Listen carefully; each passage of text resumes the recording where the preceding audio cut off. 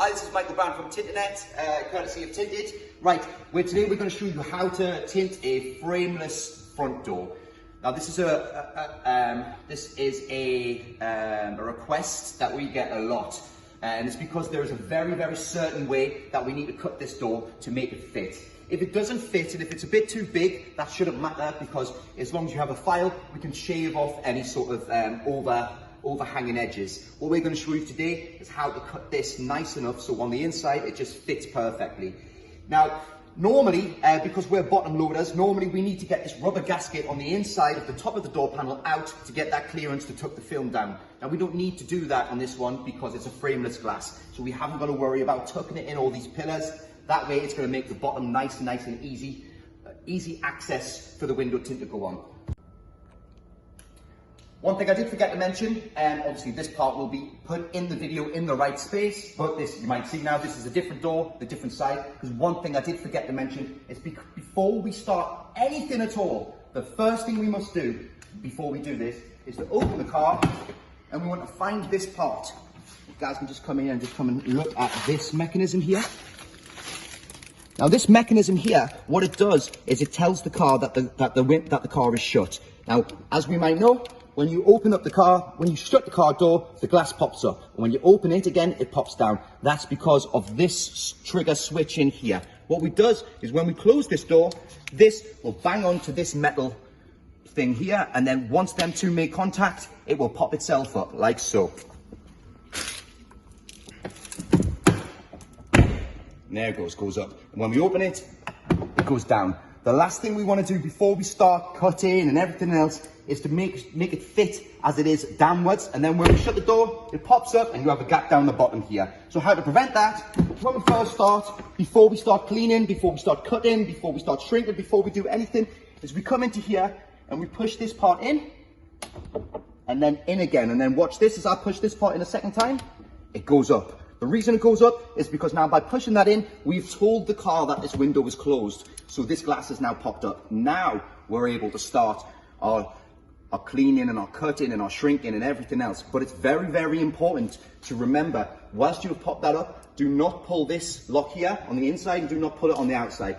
If you do, it'll drop down. Maybe someone will walk past the car without realizing, grab the door handle, shut the door just to get out of the way, and maybe you don't know that somebody's walked past the car and they've pulled that down. It made your life very much harder. So again, one more time, we're just going to go in here, push this button in, 1, 2, it pops up, and now we're able to do everything that we need to do.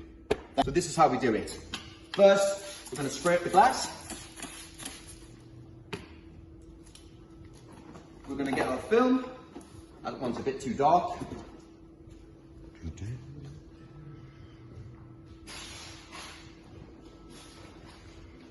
We're going to get our film, put it over the top of our wet window, line of facing us.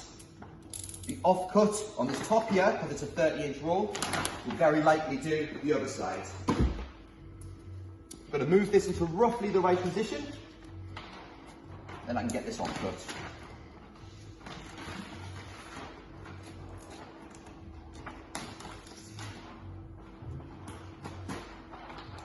Cut it here for later. Okay, right. We need to make sure that we have enough material on both sides. And what I'm going to do is I'm going to cut this edge at the bottom so that when we go to tuck the film in underneath, it's going to fit perfectly. I'm just going to lock that down ever so slightly, just so it doesn't move when I do this next bit. Next bit here, I'm going to get my card. I'm going to sit it on top of this rubber strip here. I'm going to put my knife on top of the card, and I'm just going to slide along.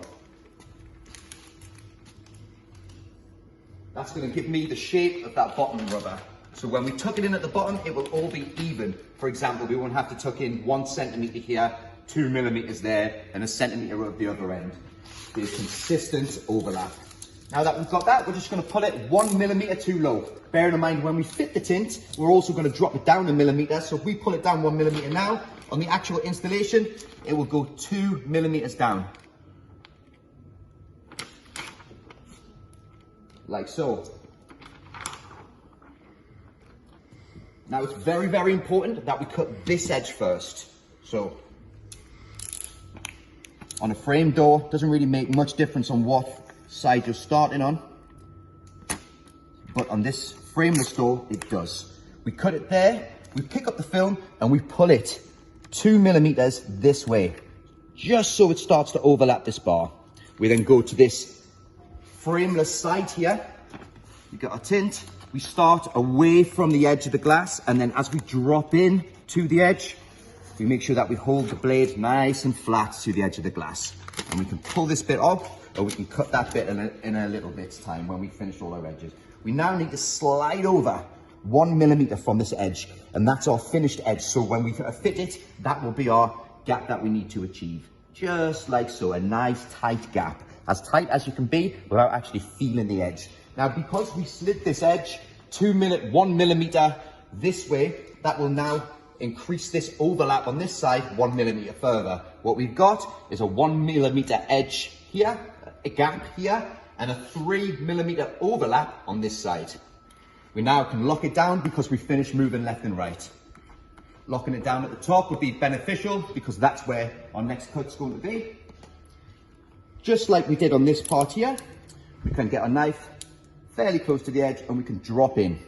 Once we drop in, this finger here has this sort of shape so we can put pressure down on the handle so the knife can't slip off the edge, as we simply, in one swift motion, slide all along the edge there. We can now rip this part away, rip this bit away.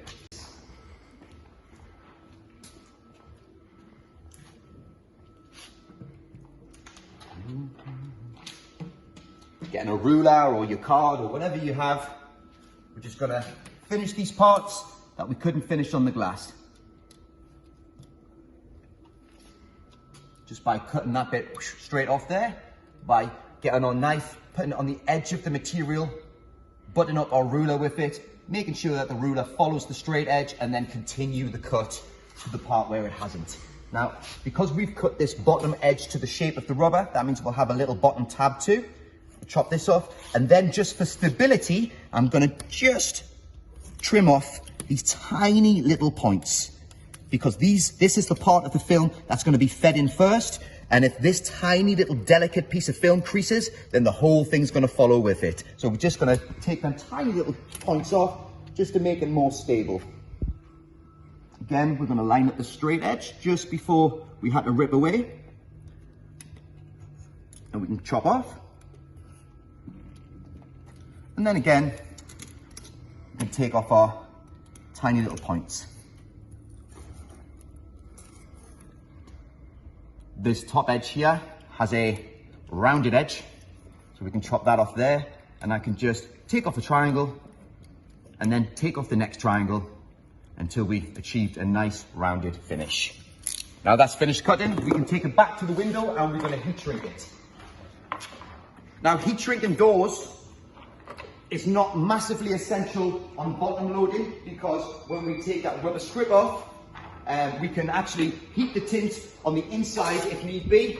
But because we're going to top load this and we're going to be sliding the tint down just a millimeter or two past that rubber gasket, that means if any fingers does pop up, we're going to be unable to get them out, because we need to get to the source of the problem in order to get these fingers out. Unfortunately, the source of the problem would be underneath the rubber, so we find it very difficult to get them fingers out. So any sort of heat shrinking that needs to be done now, before the installation. What I'm going to do is I'm going to lock down a lowercase n.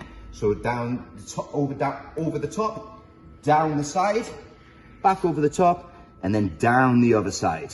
What I like to call this is too high and too shy. So it is too high of this edge here, and it will be shy of one edge here. Now, because it's a frameless glass, we can pretty much butt that up, but that will mean, if we butt up one side, it will mean that it's going to be over on this side. Now, we cannot heat shrink the tint that is not towards the vertical edge, the factory edge of the roll. So because the tint come out this way, just like wood, window tint is grained, and we can only heat shrink it in one direction, which is towards the factory edge, in this case vertically. So we cannot heat shrink any side fingers. So that means we lock down the top, we lock down the sides, and we must make sure that them sides are flat from any fingers, and any finger towards the top, if we were to heat shrink them out, might distort the shape of your top final edge cut. So we're going to get all of our fingers down at the bottom, making sure that they're vertical, like I said, because the tint is grained like wood, if this finger was to sweep this way and I was to heat shrink it, it would burn because we're heat shrinking it against its grain. We need to go with the grain. So making sure that all the fingers are vertical, too high, too shy, we're going to heat shrink these out. Being careful not to burn the rubber below. And we want to make sure that we don't accidentally flash the tint on the sides here with any heat, because the tint does not like a sideways shrink. We're going to get all these fingers out and make sure that this tint is nice and flat, so we don't have any problems in our installation. Just going over it one more time just to see if anything pops up underneath the heat.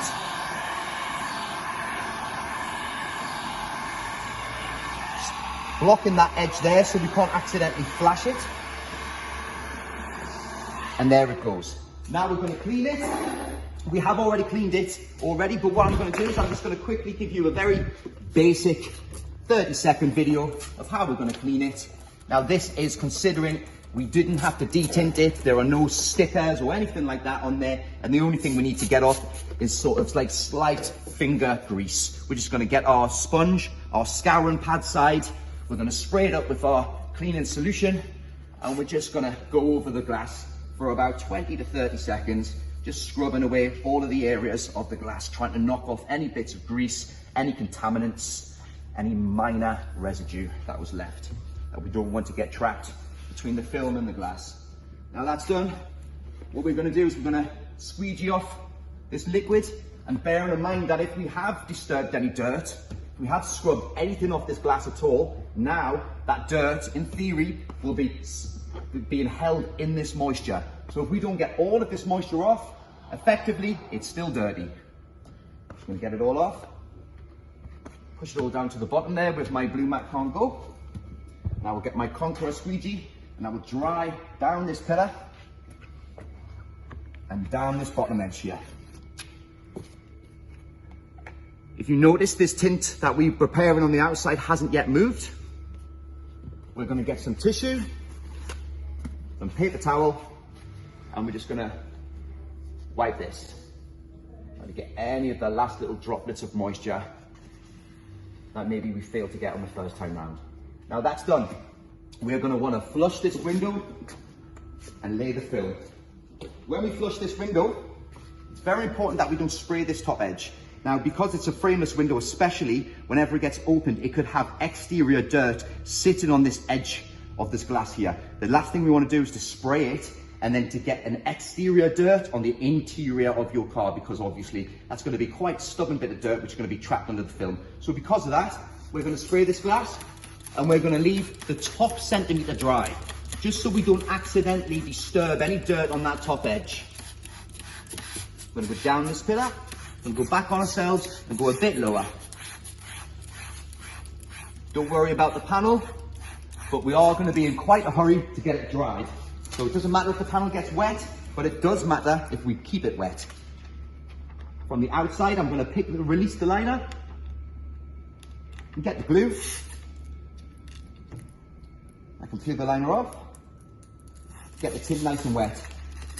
And this time, we're making sure that we do get the top wet, because we know that the top of the glass is dry. So the last thing we want to do is put a dry piece of film on a dry piece of glass.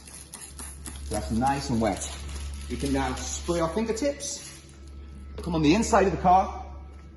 I'm going to grab it just there and there. I'm going to lift it from the outside to the inside. And when we put it on, we're going to make sure we put it on too high and too shy. Now, it's too shy of that edge, it's too high from this edge, we can slip and slide into the right position.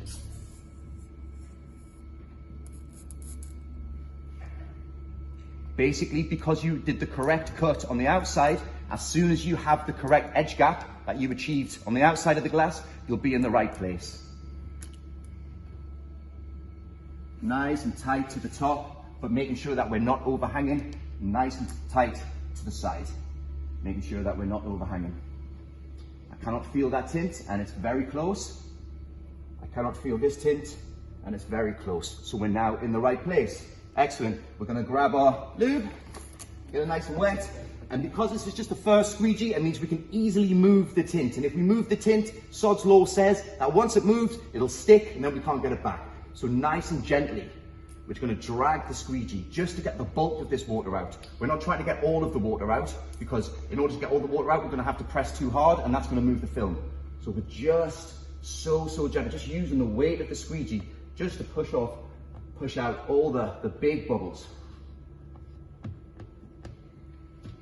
Just double check it's still in the right position and it hasn't moved, which it has, and it's great. Now we're going to flatten the edges. So with this card here, put it in there and go all the way down.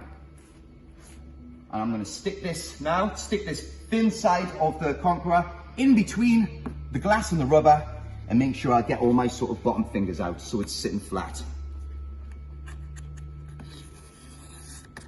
Like so. Now we're in a position to walk away from the tint, because now we need to give it another 2 squeegees, another 2 hard, firm squeegees to make sure all of this water's out. And when we do, we're done. Obviously, what we do then is clean it up, we have a look, see if there's any contaminants and see if there's anything we can do about them. But for now, we're going to wipe down the door panel with a nice damp microfiber cloth, and when it dries, it will dry evenly without any streaks. Very, very important part of the procedure. Making sure that it dries nice and evenly. What we would do now, being in an English climate where it's not too hot, is we can now afford to walk away from this for about 2 to 3 minutes whilst we repeat the procedure on the other door. Once the other door has got to this one, we can walk back to this one. It's had more than enough time to stay where it is for the water to settle, and it should be stuck to the glass. We can now push out the other 2. I'm gonna give it a quick wobble and see if I can do that part for you now. And yes, I can. So let's finish this in its entirety. Now that it's not moving, we'll start in the center at the top and we'll push quite a bit harder than we did the first time round, but not massively so. But we are now trying to get the moisture out. Starting at the center, overlapping squeegees, working our way to the sides.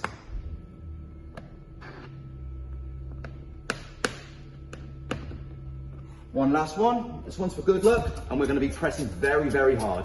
I'm going to put my hand on the edge here, because if I press very hard and I shoot over this edge, then these sort of screws here that screw in this rubber block will overshoot, bang that, rip the tint, and could possibly damage the glass. So we're going to keep our hand there to catch it.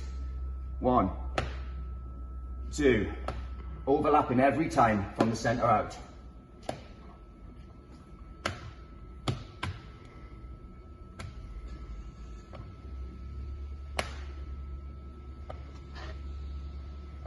The last thing we need to do when we are finished is to make sure that there are no fingers popping up at the bottom.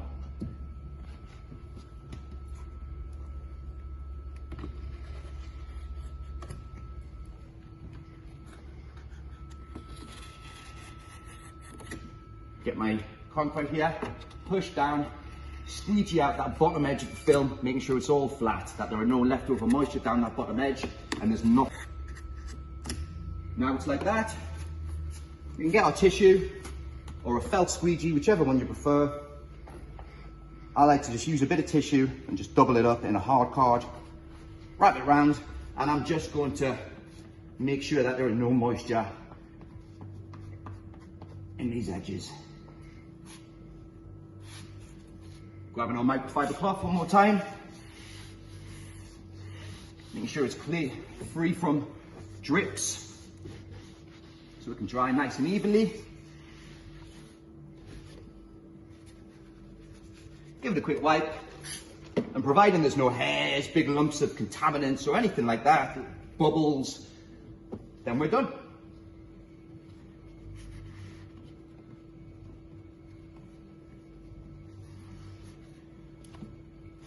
I'll have a look here.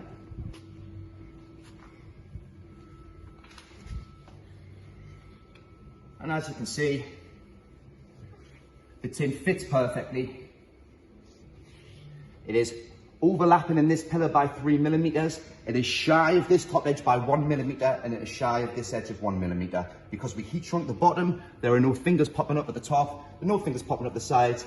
That is how you do a frameless window. My name is Michael Brand. Thank you for watching.